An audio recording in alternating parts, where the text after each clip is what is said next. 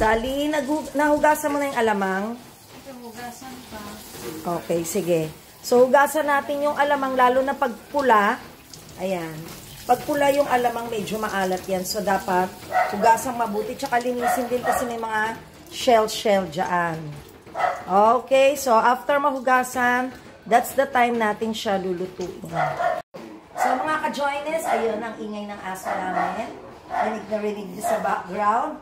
Ngayon, magluluto tayo ng bagoong alamang. So, magpainit tayo ng kaunting mantika lang kasi maglalagay tayo dito ng baboy na mataba.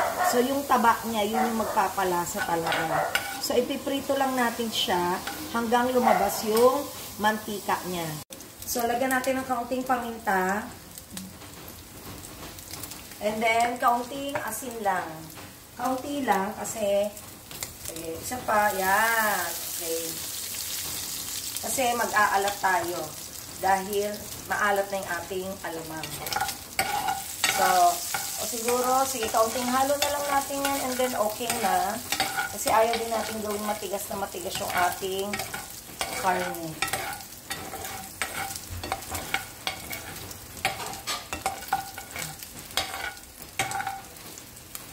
Lagay na natin, hanguin na natin yung karne.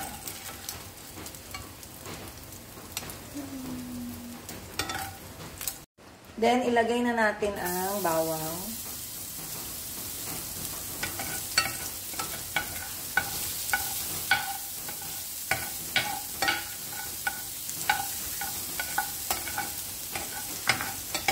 So, medyo maging translucent lang yung ating bawang.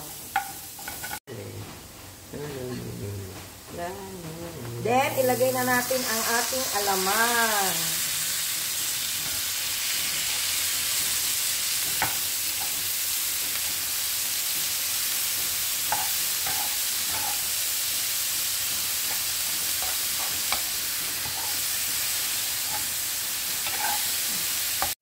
Okay, lagyan natin ng liquid seasoning.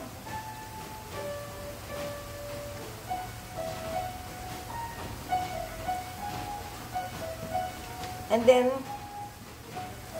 pag medyo nagda-dry up na siya, pwede tayong magdagdag ng mantika, kaunti lang. Para medyo nagmamantika siya.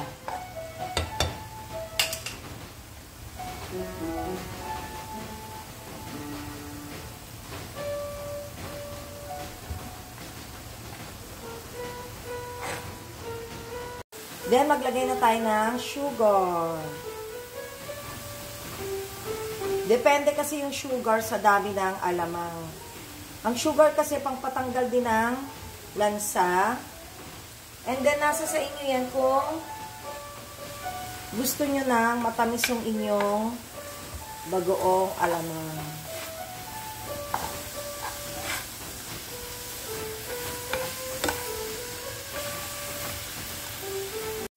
Then, maglagay na tayo ng suka.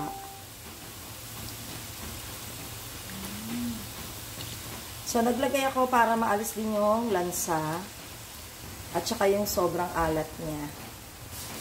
Okay, so hayaan lang muna natin kumulo, then saka natin haluin. So, lagyan na natin ng sili.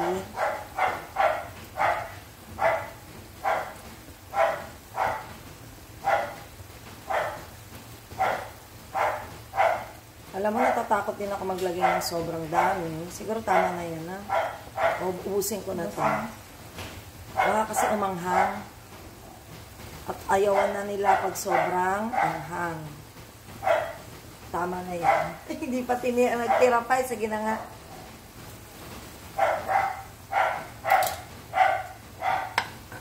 Okay.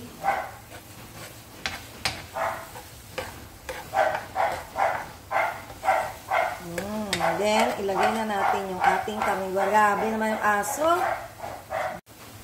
Okay, so ito na siya. Ilalagay na natin yung ating karne. Yan. Okay, hintayin lang natin. Hayaan uli natin magmantika. And then, okay na ang ating bagoong alamang with pork. ka-joiners, ang ating finished product ng bagoong alamang with pork. So, tingnan na natin. Okay, ayan na siya. So, yumminess na ito mga ka-joiners.